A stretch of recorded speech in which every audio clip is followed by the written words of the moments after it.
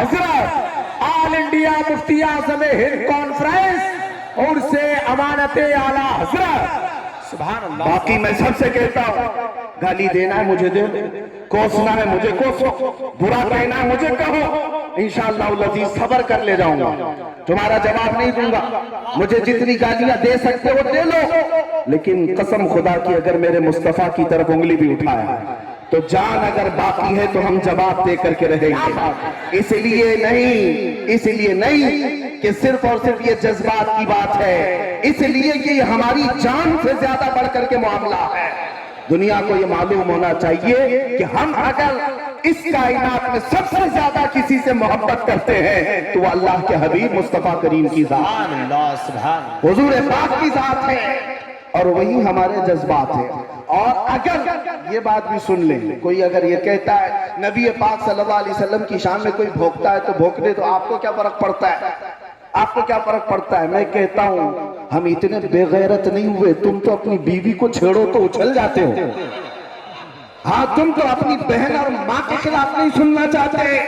ہمارا حال یہ ہے کہ کروڑوں ماؤں سے زیادہ ہم اپنے مصطفیٰ سے محبت کرتے ہیں۔ سبحان نبی پاک صلی اللہ علیہ وسلم سے محبت کی بات ہے، اس وجہ سے ہم کبھی جواب دینے میں سخت لہجہ استعمال کرتے، اس کے باوجود قانون کے دائرے میں رہ کر کے کرتے ہیں۔ یہ تو ہمارے اخلاق کی بات ہے جو اسلام نے ہمیں تمیز سکھائی ہے، جو اسلام نے ہمیں اخلاق سکھائے ہیں، اس دائرے میں رہ کر کے بات کرتے ہیں۔ اور انشاءاللہ العزیز بوٹیاں ہزار کر لو لیکن ہر ٹکڑا میرے مصطفیٰ کی حفاظت، ان کی عزت کی حفاظت کے لیے رہے گا، بہت اچھا حضرت، بہت ان کے ناموں اس کی حفاظت کے لیے رہے گا انشاءاللہ۔ سبحان اللہ زندہ باد زندہ باد، بہت اچھا حضرت ماشاءاللہ زندہ باد، اعلیٰ حضرت اعلیٰ حضرت۔ میں نے آیت کریمہ آپ کے سامنے پڑھی تھی بہت جلدی، من المؤمنین رجال صدقوا ما عاہدوا اللہ علیہ، ایمان والوں میں سے کچھ بندے ایسے ہیں جنہوں نے اللہ سے کیا ہوا وعدہ پورا کر لیا۔ جنگ احد میں اسلام کی یہ دوسری بڑی جنگ ہے۔ احد کے پہاڑ کے دامن میں یہ جنگ ہوئی، یہ جنگ بڑی سخت ہوئی۔ نبی پاک صلی اللہ علیہ وسلم اور ان کے صحابہ پر اتنی سختیاں آئی کہ 70 صحابہ اس جنگ میں شہید ہوئے تھے، 70 صحابہ، اور وہ بھی ٹاپ لیول کے صحابہ، بڑے صحابہ، اجلہ صحابہ۔ میں آپ کو ایک بات بتاؤں، اگر مولانا رضائے رسول صاحب ایک مدرسہ چلاتے ہیں یا ایک تحریک تنظیم چلاتے ہیں تو چند ان کے ارکان ہوں گے، 8-10 ارکان کو لے کر کے کوئی کمیٹی بنائی جاتی ہے، کمیٹی کے ممبر ہوتے ہیں، تنظیم کی ہو، تحریک کے ہو، مدرسے کے ہو، اسکول کے ہو، کمیٹی کے کچھ افراد ہوتے ہیں۔ ایک ساتھ اگر 4 لوگ ایک کمیٹی کے مر جائیں، کمیٹی ٹھپ پڑ جاتی، تنظیم رک جائے گی، ادارہ رک جائے گا۔ میرے عزیزو، دنیا کی بڑی تنظیموں کو میں نے دیکھا، ایک شخص مر گیا تو تنظیم ٹھنڈی پڑ گئی، ختم ہو گئے، انقلاب ختم ہو گئے۔ لیکن احد کے میدان میں نبی پاک صلی اللہ تعالیٰ علیہ وسلم کے سامنے 1-2 نہیں، حضور کے مدینہ طیبہ اسٹیبلش کرنے والے صحابہ، 70 صحابہ کی جانیں چلی گئی، شہادت کا جام نوش کیا، لیکن کیا اسلام رکا؟ اسلام رکا؟ اسلام کا مشن ٹھنڈا پڑا؟ ادھر شام کو جنگ احد ختم ہوئی، ادھر صبح مسجد نبوی میں میرے آقا امامت کے لیے حاضر تھے۔ سبحان اللہ، اسلام نہیں رکا۔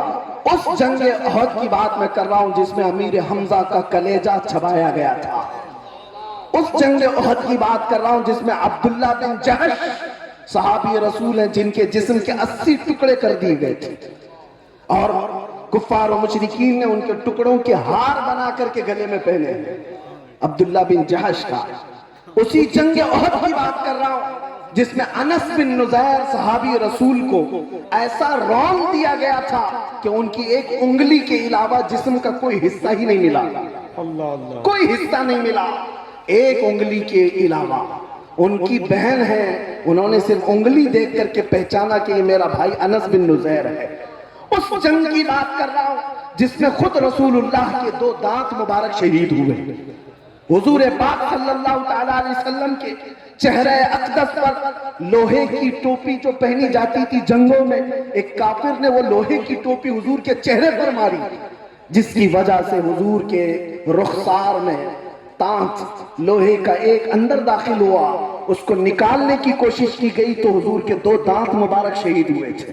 اسی جنگ کی بات کر رہا ہوں۔ حالات بہت سارے ہیں، لیکن جو بات مجھے کہنی ہے وہ یہ ہے، اتنے سخت حالات کو میرے آقا نے اپنی آنکھوں سے دیکھا۔ ہم میں سے کوئی ہو تو ایک ہمارا ساتھی مر جائے تو ہمارے تو جذبے ٹھنڈے پڑنے لگ جائے۔ نبی پاک صلی اللہ علیہ وسلم نے 70 صحابہ کی شہادت دیکھی، بلکہ سب کے جنازے پڑھائے، سب کی تدفین کیا۔ ایک منظر بڑا عجیب تھا احد کے میدان میں، بڑا عجیب۔ حضور پاک صلی اللہ علیہ وسلم زخمی تھے اور آپ نے اپنے صحابہ سے کہا کہ جاؤ سعد ابن ربیع زندہ ہے یا انتقال کر کے ڈھونڈ کے لاؤ۔ ایک صحابی کا نام لے کر کہا سعد ابن ربیع، حضور انہیں بڑا پسند کرتے تھے، حضور کی محفلوں میں ہمیشہ رہتے تھے۔ صحابہ نے جب حضور پاک صلی اللہ علیہ وسلم سے بات سنی تو سعد ابن ربیع کو ڈھونڈنے کے لیے چلے۔ احد کے میدان میں لاشیں بہت ساری پڑی ہوئی تھی، بہت ساری لاشیں۔ سعد ابن ربیع کا نام لے لے کر کے یہ صحابہ پکارتے رہے۔ ایک جگہ سے آواز آئی، ہاں میں زندہ ہوں، ہاں میں زندہ ہوں۔ صحابہ نے کئی لاشیں اٹھائی تو دیکھا سعد ابن ربیع زخمی حالت میں پڑے ہوئے تھے۔ توجہ چاہتا ہوں نوجوانوں، میں اس پر گفتگو کو سمیٹ لوں گا۔ اور ایسے حالت تھی سعد ابن ربیع کی کہ ان کے جسم پر 12 نیزے لگے ہوئے تھے، ان کا پیٹ پھٹ چکا تھا۔ زخمی حالت ایسی تھی کہ پیٹ پھٹ چکا، 12 نیزے لگے تھے، وہ اٹھ نہیں سکتے تھے، چل نہیں سکتے تھے، خون رس رہا تھا، لیکن زبان ابھی چل رہی تھی۔ صحابہ سے پوچھا کیوں آیا؟ صحابہ نے کہا رسول اللہ نے تجھے یاد کیا۔ اتنا سننا تھا کہ وہ اپنے کہنیوں کے بل اٹھنے کی کوشش کی۔ جب نہ اٹھ سکے، وہ میسج آج کا میسج ہے سعد ابن ربیع کا، آج کا میسج سن کر کے جو نہ اٹھ سکے تو آنے والے صحابہ سے کہا شاید میری زندگی بہت تھوڑی بچی ہے، میں رسول اللہ تک چل کر نہیں جا سکوں گا، اے میرے ساتھیو جاؤ میرا سلام پہنچا دینا، اللہ کے نبی کو میرا سلام پہنچا دینا۔ ایک تو نبی پاک کو سلام پہنچایا اور دوسرا میسج کیا دیا سنو، 12 نیزے لگے ہیں علماء ذوی احترام اور تمام حضرات۔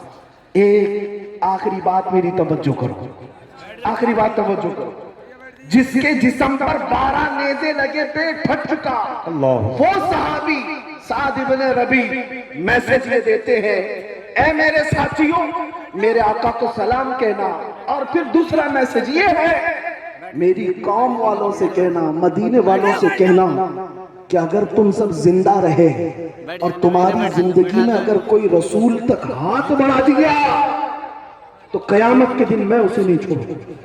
اللہ اللہ، بلکہ یہ کہا کوئی تمہارا عذر قبول نہیں کیا جائے گا۔ اگر حضور پاک کی طرف تمہارا کسی کا ہاتھ بڑھ گیا اور تم زندہ رہے، تم جوان تھے، طاقتور تھے، تو پھر قیامت کے دن تمہارا عذر نہیں قبول کیا جائے گا۔ تم یہ نہیں کہہ سکو گے میں بوڑھا تھا، میں بچہ تھا، میں کمزور تھا۔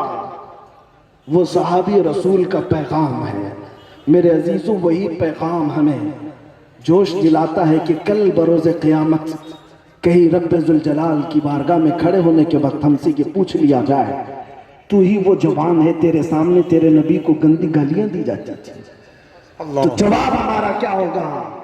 اے نوجوانوں، کیا تم یہ کہو گے کہ اللہ میں تو رات بھر فیس بک چلانے میں مصروف رہتا تھا، انسٹاگرام چلانے میں مصروف رہتا تھا، گیم کھیلنے میں مصروف رہتا تھا؟ اسی لیے میرے عزیزو، طاقت و استطاعت جتنی ہے میرے آقا کی عزت کا دفاع کرنا ہر مسلمان پر واجب ہے، ہر مسلمان پر واجب ہے۔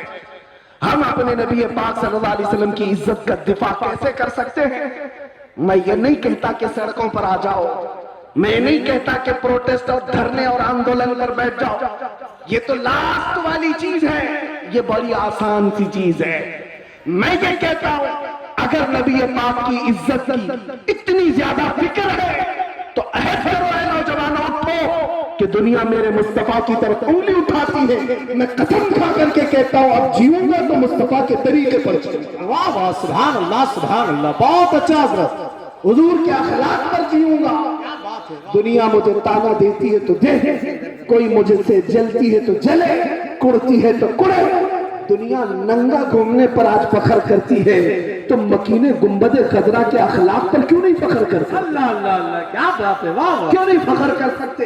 دنیا کا سب سے حسین چہرہ میرے مصطفیٰ کا چہرہ ہے، دنیا کے سب سے عظیم اخلاق میرے مصطفیٰ کے اخلاق ہیں۔ بہت اچھا۔ اگر اس چہرے کی اور اس اخلاق کی پیروی نہ کرو گے تو پھر کس کی کرو گے؟ عزیزان گرامی وقار، اسی لیے اعلیٰ حضرت کی بات سنو۔ اعلیٰ حضرت نے 100 سال پہلے ہمیں یہ بتایا تھا، آج لے ان کی پناہ، آج مدد مانگ ان سے، آج لے ان کی پناہ، آج مدد مانگ ان سے، کل نہ مانیں گے قیامت میں اگر مان گیا، کل نہ مانیں گے قیامت میں اگر مان گیا۔ اس لیے کہ قیامت میں بہت سارے لوگ ماننے کو تیار ہوں گے، کیونکہ پتہ ہے وہاں عزت ہوگی تو رسول اللہ کی ہوگی۔ عرش حق ہے، مسند رفعت رسول اللہ کی، دیکھنی ہے حشر میں عزت رسول اللہ کی۔ ماشاءاللہ۔ حضور کی عزت کو دیکھ کر ہر کوئی کہے گا، لیکن کمال یہ ہے اے نوجوان آج آ جاؤ ان کے دامن میں، آج آ جاؤ ان کے قدموں میں۔ اقبال نے سچ کہا تھا، آبروئے ماں زنام مصطفیٰ است، ہم سب کی عزت و آبرو مصطفیٰ کریم کے قدموں سے وابستہ ہے۔ ابھی میں بیٹھا تھا، ہمارے بڑے بزرگ عالم دین ہیں،